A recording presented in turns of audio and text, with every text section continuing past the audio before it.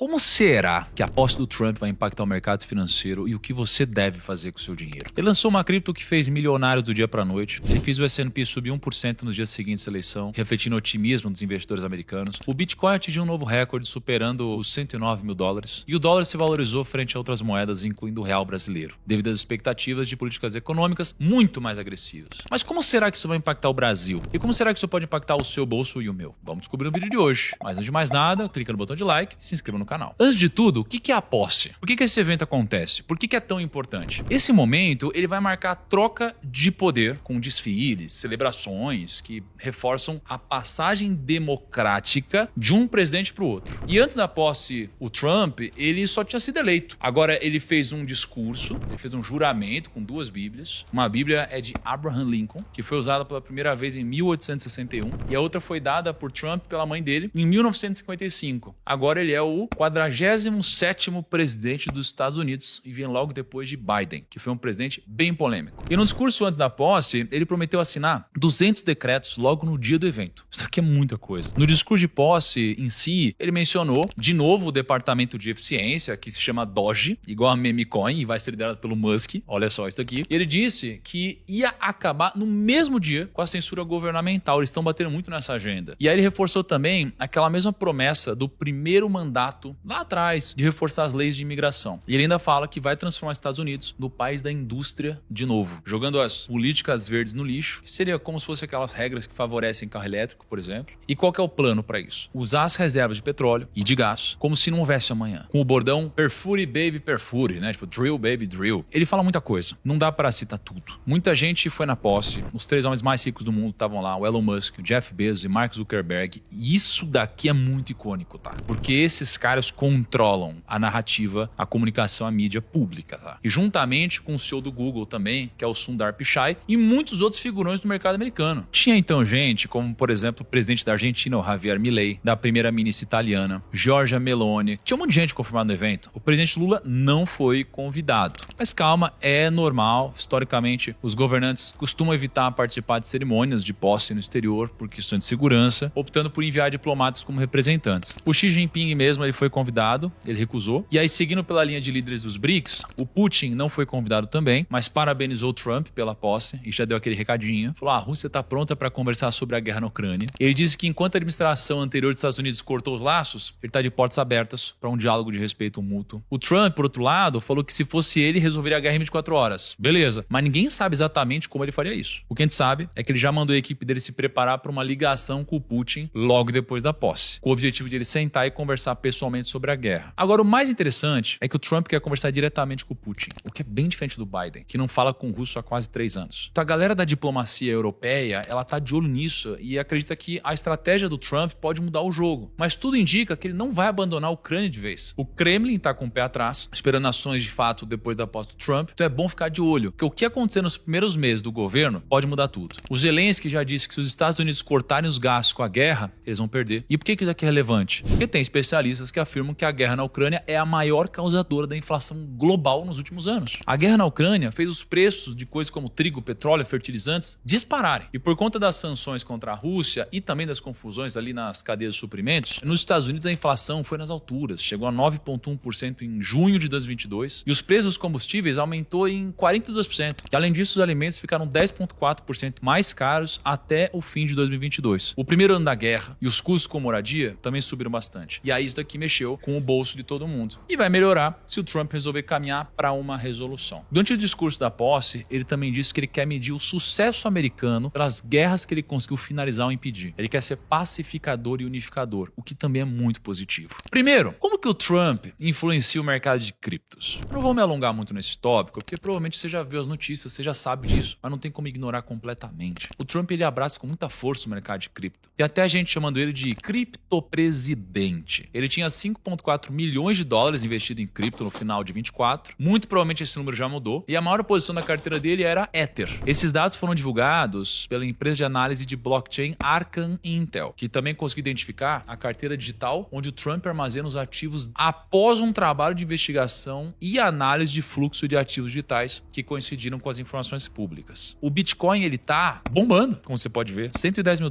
quase. Então, Trump fez do Bitcoin um dos pilares mais importantes da campanha dele. Ele prometeu, por exemplo, que o futuro das criptos vai ser nos Estados Unidos, que ele vai defender o direito da autocustódia, barrar a criação de uma CBDC, que é a moeda digital do Banco Central, quase como a Drex aqui do Brasil, mas mais lá, e até formar uma reserva estratégica de Bitcoin para o país. Esse último ponto é o mais esperado pela galera do mundo cripto. Se Trump decidir que os mais de 200 mil Bitcoins que o governo americano possui vão ser usados como uma reserva estratégica, já vai ser um baita passo positivo. Agora, se ele resolver comprar mais Bitcoin no mercado para aumentar essa reserva, os impactos podem ser gigantescos. Com essa atitude simples, ele pode criar um novo cenário para o Bitcoin, com uma corrida global dos países para garantir a parte dele nesse ativo escasso. E nesse caso, não dá para saber o que vai acontecer com o preço do Bitcoin. E ontem ele lançou uma criptomoeda oficial, ele divulgou no X, a Trump, que foi uma baita polêmica, porque ela começou valendo $9, depois foi para $74, depois caiu para $52, num curto período de tempo, menos de 12 horas. Tem gente, como Perini, por exemplo, já dizendo que é uma pirâmide 2.0, o que faz sentido, porque já apresentou muita volatilidade e o principal, o projeto não tem fundamento. Antes de investir em uma cripto, você sempre tem que se perguntar o fundamento. É tipo uma ação, você não vai investir em uma empresa que não faz nada, não entrega nenhum serviço. E do jeito que foi apresentado, a cripto do Trump, pelo menos até agora, levanta suspeitas sobre a real utilidade e a sustentabilidade dela no longo prazo. Muitas vezes, projetos podem ser criados apenas para gerar hype, atrair investidores, sem um valor fundamental por trás, e costuma ser uma característica comum de pirâmides financeiras. E como qualquer pirâmide, é ótimo para quem entrou no começo. Agora, o que será que vai acontecer? Aliás, o Trump, ele teve, segundo muitas pessoas, a vitória dele por causa do público de cripto. Porque quando foi perguntado, né, você investe em cripto? Sim ou não? E depois, você votou no Trump? Sim ou não? O público que investe em cripto, ele votou, na sua grande maioria, no Trump. E pela diferença de votos entre ele e a Kamala, isso daqui foi a diferença de ele ter ganho ou de ele ter perdido a eleição. Por isso que ele trata tão bem esse público. Foi muito importante para a eleição dele. Vamos para outra parte do vídeo aqui. Segundo, o que vai acontecer com o mercado financeiro? Eu já deixo avisado que eu não tenho bola de cristal. Tudo que eu vou dizer aqui são previsões do mercado com base nos dados que a gente tem. Mas o Trump pode ter uma doença e se afastar do cargo no meio do ano. Isso é imprevisível e pode mudar completamente a figura da economia. Agora, primeiro, o Bitcoin com certeza vai subir depois da posse. Tem gente que diz que vai voar. Tem especialista que diz que vai cair porque a subida já está precificada. Como assim, Thiago? Os investidores de cripto eles estão super otimistas e provavelmente tudo que o Trump disse que ele ia fazer e acontecer, ele pode acabar encontrando problemas no caminho. E aí o seu otimismo vai caindo por terra e alguns vão abandonar o Bitcoin no meio do caminho, que é normal. O que eu acho? Acho que existe um ciclo bem claro pós-halving de crescimento e queda do Bitcoin. O ciclo pós-halving do Bitcoin ele é bem simples de entender. Primeiro tem a fase de acumulação, que é quando o preço fica estável por 1 a 2 anos. Antes do halving, os investidores aproveitam para comprar. Depois com o halving, a recompensa por minerar cai e a pressão de alta começa. E aí leva o preço a subir bastante, o que gera um bull market. Aí vem a fase de exuberância, quando o preço atinge o pico, a galera fica eufórica e entra para tentar ganhar rápido. Mas depois do auge, o mercado ele corrige, o preço cai e começa o bear market, que pode durar de 6 meses a 1 ano. Esse ciclo ele vai se repetir a cada halving, com o preço ajustando conforme o mercado passa por essas fases. O último halving aconteceu em 20 de abril de 2024, então é normal que o preço esteja lá no alto, atingindo as máximas. E falando sobre o mercado americano agora, tem um gráfico que mostra que o S&P performa melhor com democratas na presidência. O Trump é republicano. Isso quer dizer que com a Kamala eleita, o S&P com certeza explodiria e com o Trump com certeza performaria pior? Não necessariamente. O resultado do passado não vai indicar o resultado do futuro especificamente, mas é um dado importante para ficar de olho se você está posicionado em S&P, com ações ou ETFs. Atualmente, o governo dos Estados Unidos está implementando políticas econômicas que podem impactar a inflação, as taxas de juros e o mercado financeiro. O Trump anunciou a imposição de tarifas sobre produtos da China, visando proteger a indústria nacional e reduzir o déficit comercial. E além disso, o governo quer promover cortes de impostos para estimular o crescimento econômico, embora isso possa aumentar o déficit orçamentário e gerar pressões inflacionárias. Quem investe no S&P precisa ficar de olho. Vale a pena dizer que os Estados Unidos não estão passando por um momento tão incrível assim. Existem, inclusive, alguns dados que mostram que uma crise pode estar no horizonte. A dívida dos Estados Unidos pode ultrapassar 118% do PIB até 2035, o que é um alerta para a saúde financeira do país. Eles estão com uma inflação de 2,9% e, assim como no Brasil, eles sobem a taxa de juros para controlar. Subindo a taxa de juros, o mercado dá uma desacelerada e durante o ano de 2024, o mercado americano ficou várias vezes preocupado com a geração de empregos e a taxa de desemprego chegou a 4,2%. Mas e o Brasil, primo? Antes de eu continuar, eu quero te fazer um convite. No dia 10/2, eu vou fazer uma masterclass exclusiva te ensinando a gerenciar melhor tanto seu planejamento quanto seus gastos para você criar um plano para chegar, quem sabe, no seu primeiro milhão. O link tá aqui na bio, então confere lá. Agora, falando de bolsa, Brasil, tirando os pés do mercado cripto e do mercado americano, o Brasil pode enfrentar alguns desafios econômicos significativos. Você precisa estar pronto. O Trump anunciou a intenção de aumentar a tarifa de importação com proposta de 25% para produtos do México, 10% para os do Canadá e 60% para os da China. Embora o Brasil não tenha acordo de livre comércio com os Estados Unidos, o país pode ser afetado indiretamente, especialmente no setor agrícola, que representa mais de 30% das exportações brasileiras. Durante a guerra comercial entre os Estados Unidos e China, o Brasil aumentou sua participação no mercado chinês de soja de 46% para 80%, enquanto os Estados Unidos caíram para menos de 20%.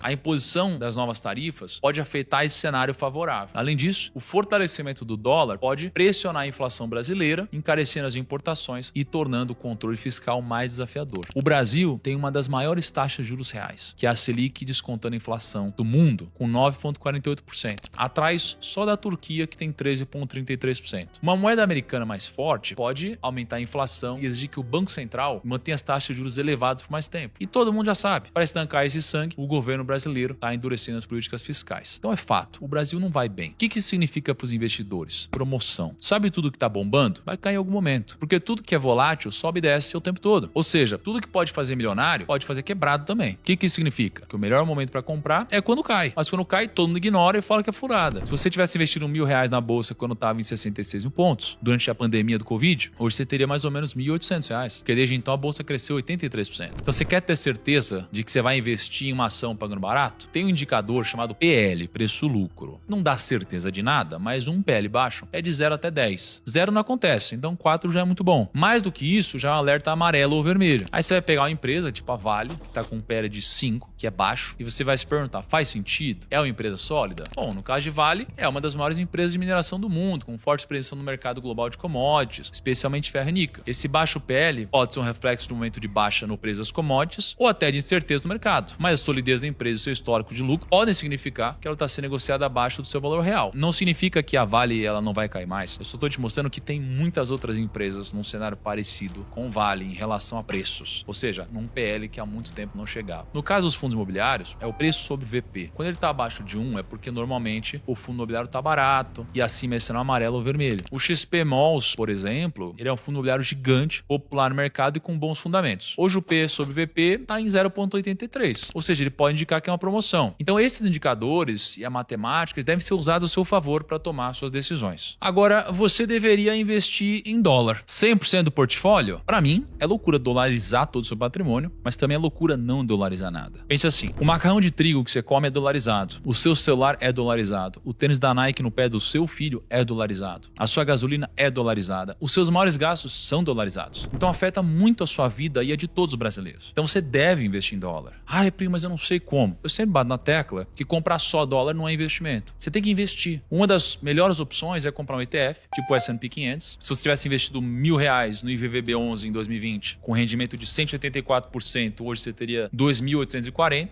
E considerando o valor do dólar em janeiro de 2020, que era 4,01, e o valor atual, que é 6,06, se você tivesse comprado R$1.000 em dólar em 2020, hoje você teria R$1.511,22. E você deveria investir sempre. Porque lembra aquele dado que eu falei que durante os governos republicanos o S&P performa um pouco pior? A BlackRock fez um cálculo impressionante de que se você tivesse investido $1.000 desde 1953 no S&P, se você ficasse tirando e pondo os $1.000 de volta no mercado, investido só durante os governos republicanos, você teria $31 mil. Se você tivesse investido só durante os governos democratas, você teria $50 mil. E se você tivesse deixado parado investido durante todos os períodos, você teria 1 milhão. 1 milhão. É loucura isso, né? Então para de perder tempo esperando o melhor momento, primo. Olá, bem-vindo ao canal online. Se você gosta de conteúdo como esse, certifique-se de se inscrever no canal. Junte-se à diversão e nunca perca novos vídeos.